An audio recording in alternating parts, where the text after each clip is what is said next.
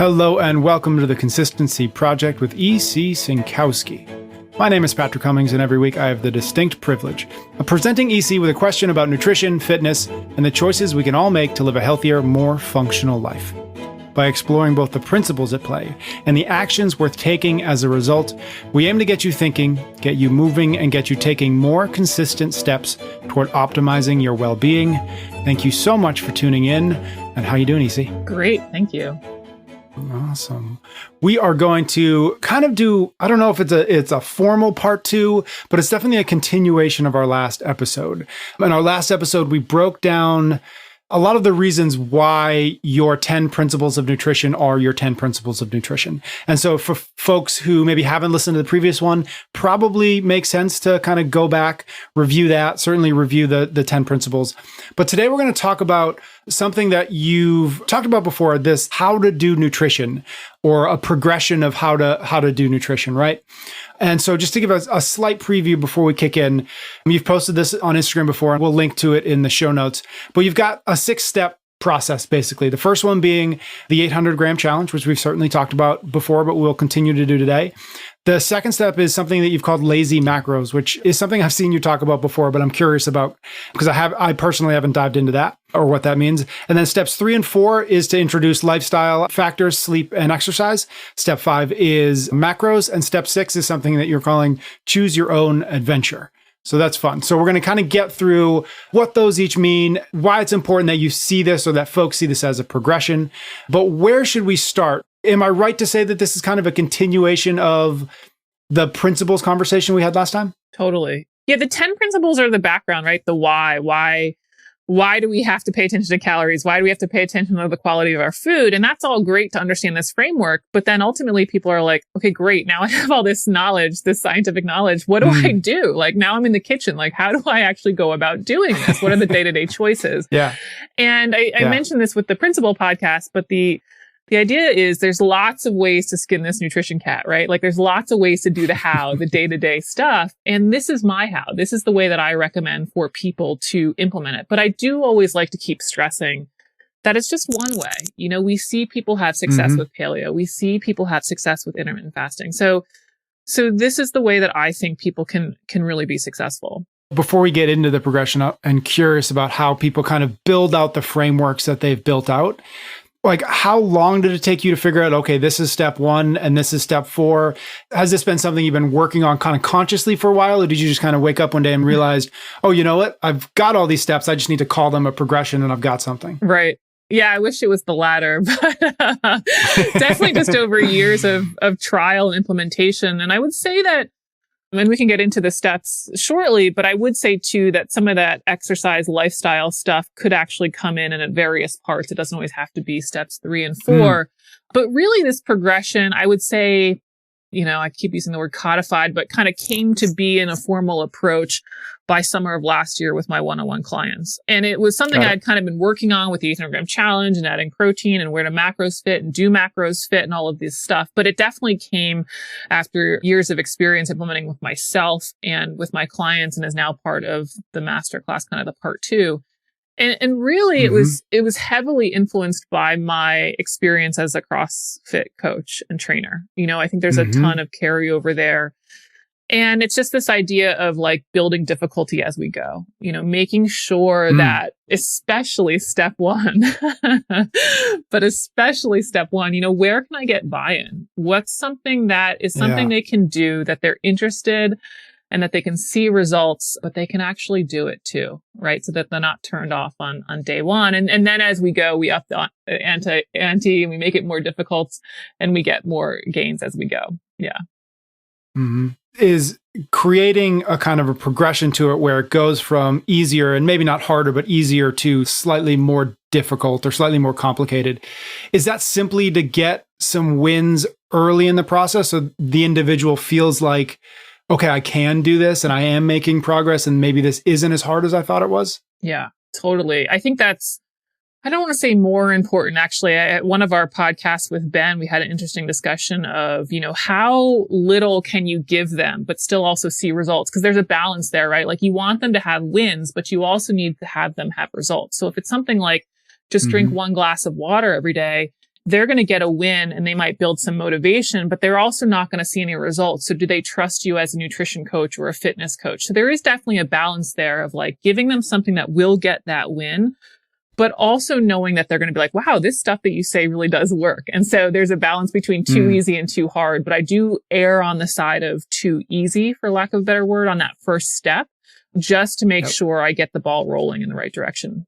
Got it. Okay. So that first step in this progression is the 800 gram challenge. And we have definitely talked about it, but maybe do a quick recap of what that is.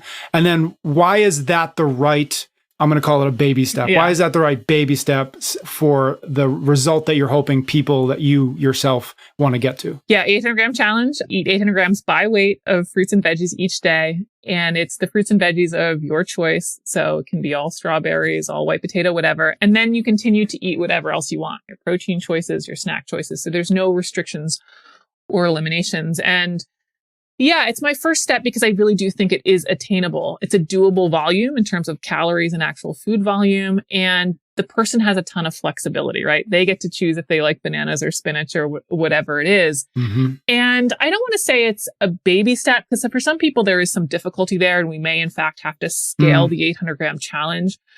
But I will say that for people that are already eating whole foods, it definitely is a good first step. They might find, and I see this a lot kind of in the greater CrossFit community, oh, I can do 800 gram challenge.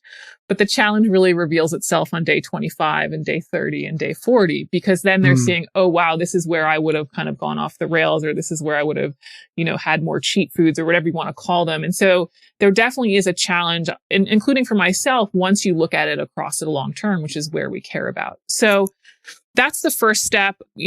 Again, I get a lot of buy-in with the sustainability and the choices. But one of the reasons that it's also powerful is because we're addressing quality and then quantities, right? So a person tends to increase their vitamins and minerals and fiber and phytochemicals. They feel better. They have more energy, but they're also eating less calories. So we see a lot of weight loss. So it's this combination of getting results, but also having a habit which people can do that I really like it as a first step. You mentioned something that actually I don't think we've talked about, this notion of scaling the 800 gram challenge. Can you maybe unpack that, what that means? And then maybe how does an individual know, okay, I'm ready for the 800 gram challenge or whatever, maybe that modified step before the 800 gram challenge? How do you work with somebody to figure out if they're ready to go all in or if they need to kind of move their way into it through maybe another kind of progression?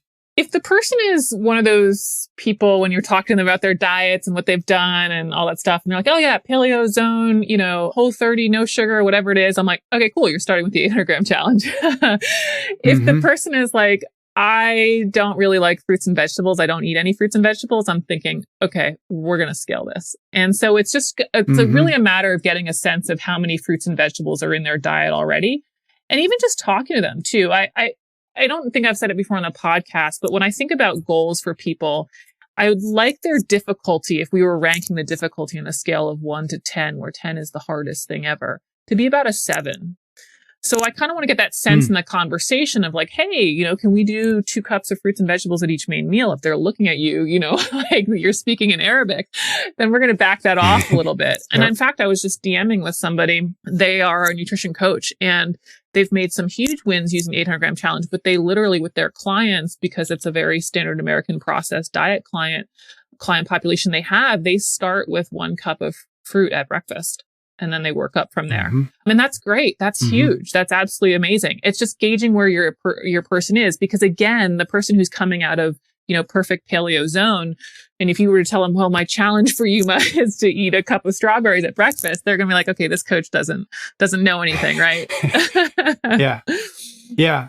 I think a lot of good coaching or a lot of good coaches are good because they figure out, okay, where is this individual and where can I insert my process or my philosophy at a spot where it makes sense for them, right? And I think that's kind of what I'm hearing. Totally. Okay, 800 gram challenge moves into this notion of lazy macros. What is that? Yeah, lazy macros is the name for doing the 800 gram challenge and then also adding a protein target. And the protein target that I put out generally is this 0.7 grams of protein per pound of body weight. And that's from all of the things that you eat in a day. And so you hit your fruits and vegetable target, and then you hit your protein target, and then there still is no restrictions or elimination. So you're trying to hit these 2 checkpoints, but we're not saying no wine or no chocolate. You can still have whatever else you want in addition to those 2 targets. Now, I would even say we could scale that as well. Maybe just focus on some protein at every meal, kind of for the new beginner. But that's the general idea, 800-gram challenge plus protein. And what we're doing here by having a second checkpoint is we're further reducing the foods that we tend to overeat, those processed carbs and fat. So if we get enough fruits and veggies and we get enough protein, maybe I'm controlling the processed food level to enough where our quantity is better in line. And I call it lazy because we're not really weighing and measuring everything. You know, I'm not really checking if you're having 5 ounces of wine or 6 ounces of wine. I'm not really checking how much ice cream you're having. But by filling up on the good stuff, we're trying to keep some of that other stuff in check. And yeah, I mean, you could argue, I've actually had people ask a bunch, like, why not do this first? I think it is harder. I think protein is harder for people to hit, especially once you look at kind of logistics and food on the go, and also what foods we snack on. Like, I don't know if you walk into the kitchen and grab a handful of ground beef. I don't. It's harder to kind of accumulate through the day. And I also think I get more bang for my buck with the fruits and veggies, just filling up wise and more variety and more choices. And so this is why I consider it really a step 2. A question that I'll probably ask a couple times as we go down these steps, but how long step 1, and when do you know that, okay, maybe it's time for step 2, the lazy macros? Like, is there a best practice, or is it always so personalized that it's hard to give an answer to that? Yeah. I would say at least 2 weeks. And then the assessment at the end of the 2 weeks is like, is this easy and doable? Is the athlete ready for more, for lack of a better word? Is the client like, okay, cool. Yeah, like, this is great. Got it. Done. And again, it's riding this line of like, I don't want to say losing interest, but you do want to strike while the iron's hot. So the person's like jonesing on nutrition and they're doing great and it seems really easy, like give them the next piece, right? But if they're like, man, I'm still like 3 days a week, I'm not able to do this. Hey, we're not ready to make it more complicated. And you know, and I see that a lot, and we'll probably get to this at some point with this. But yeah, I see people when I'm starting out with the 800-gram challenge, either with a client or in my master class, and they're already asking about protein selections. And I'm like, whoa, you know, prove competency here first. We're only on step 1. Yeah. So unsurprisingly, some amount of consistency needs to be demonstrated before either the individual you're working with or you yourself are kind of ready to layer on top of that, right? Yeah, I think we should probably track the number of times we say consistency. We should. We definitely, somebody else maybe could do that for us. Okay, so step 1, 800-gram challenge. Step 2, lazy macros. Moving into what you've kind of grouped together as step 3 and 4, which are lifestyle factors. Unpack that for us. What does that mean? Yeah, it's making sure that we've got some level of exercise, and then how is our sleep doing? I also like stress in there, but as you know, with the consistency project, it's hard to measure. So I don't track that per se, but I'd love people to check in and, you know, are you highly stressed out? How is just general life stress? But yeah, exercise, sleep, 800-gram challenge, and then protein. And these are the factors that I want people to be focused on. And that exercise and sleep, you know, if they do that, you know, after the 800-gram challenge and before the protein addition, that's fine. But I want these factors in here somewhere because these do have effects on people's weight goals, on their health goals, and their performance goals, which ultimately end up covering 99.9% of goals, right? And this, of course, forms the basis of the consistency project. And I think once you really dive into these 4 areas, fruits and veggies, protein target, sleep, and exercise, you'll find that it's hard. It's hard to hit them all consistently, you know, and it's really easy to start getting distracted by, I don't know what supplement to do. And it's like, oh, shoot, I haven't actually slept more than 5 hours for the last week. I'm pretty consistent, but like using the leaderboard or the consistency project leaderboard myself, it's like, I'm not perfect at this. So I really want people to look at this stuff before we start worrying about our diet to any more significant degree. Between sleep and exercise, is there one that you would suggest people focus on and optimize before the other one? Or is it which one could use more work? And let's focus on that one now. Yeah. I mean, I'm sure people kind of intuitively know, like you're saying, you know, which one do I need more work on for sure. I think based on statistics, exercise seems to be more of an issue than sleep.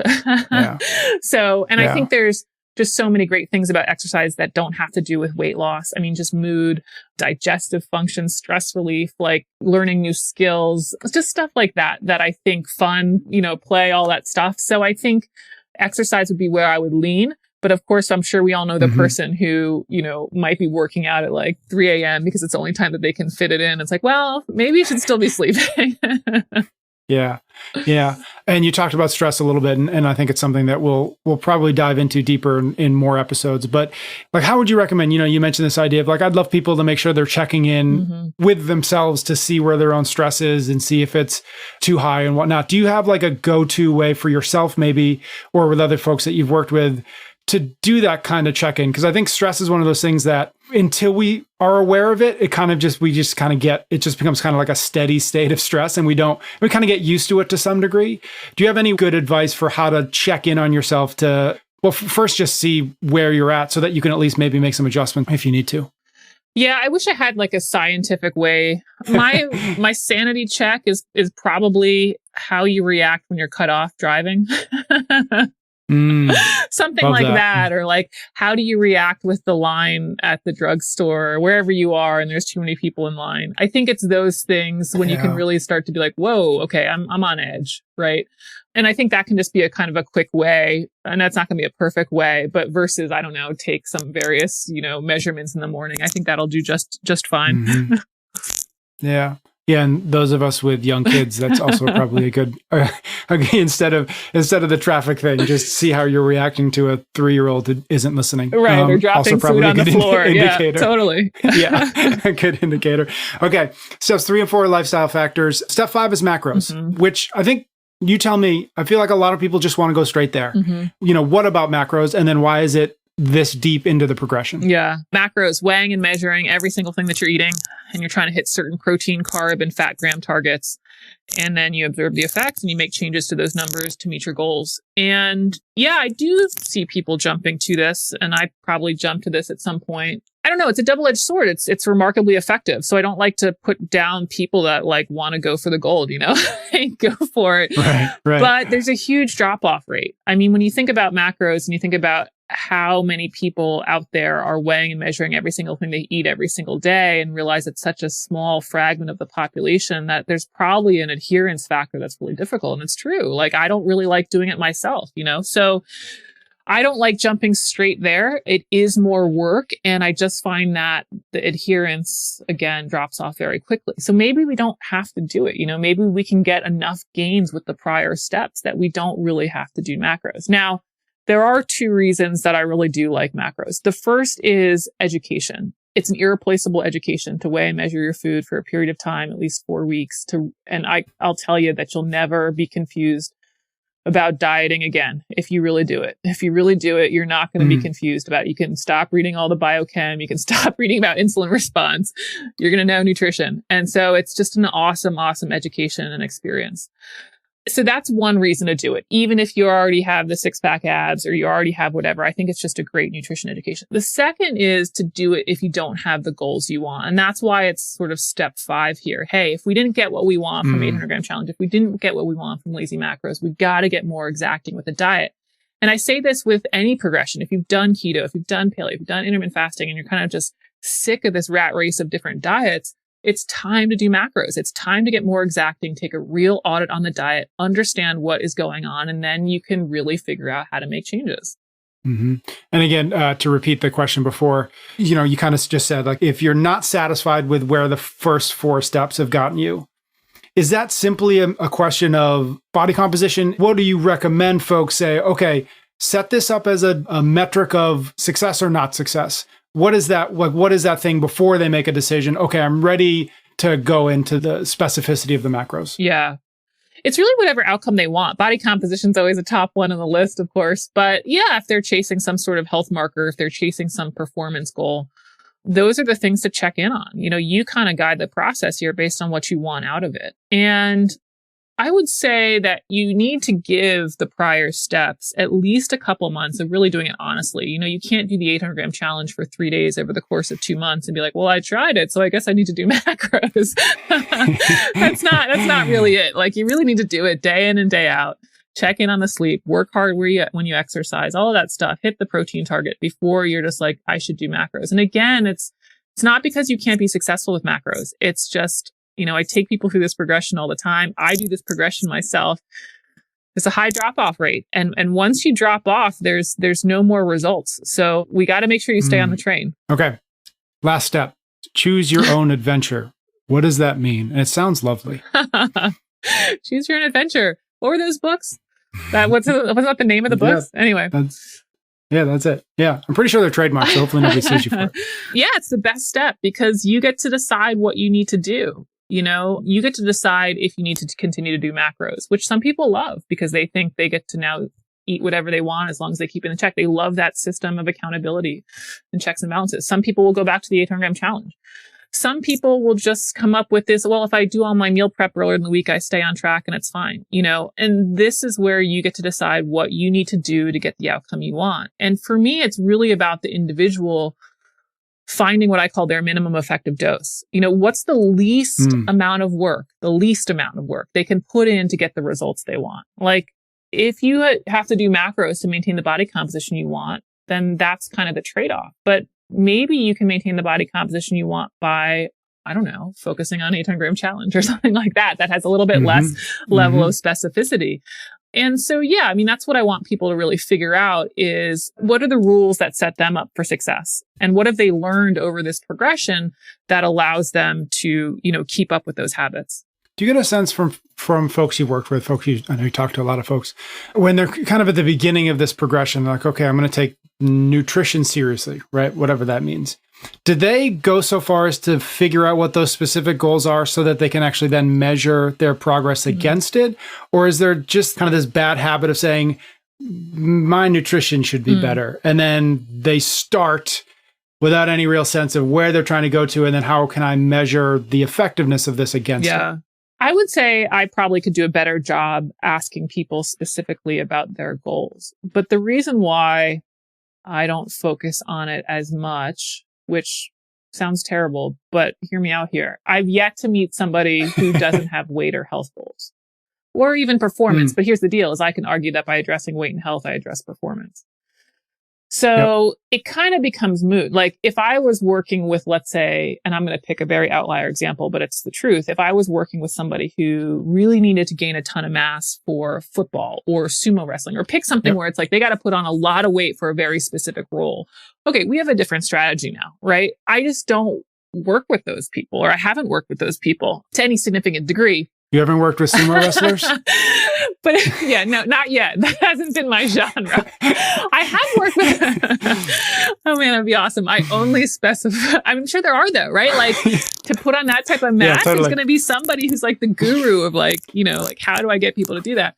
I have worked with people that want to put on mass for something like football, but it's not been this like 50-pound gain. Like you'll hear these, you know, these high schoolers that need to put on a ton of weight for a position. And I just haven't really worked with that. So I think it's important to understand the goals. And I think that really can help with somebody's why and motivation. But at the end of the day, it hasn't drastically affected my progression for them because I can get after weight, health, and even performance goals with this progression. And so it incorporates so many people's goals. Yeah.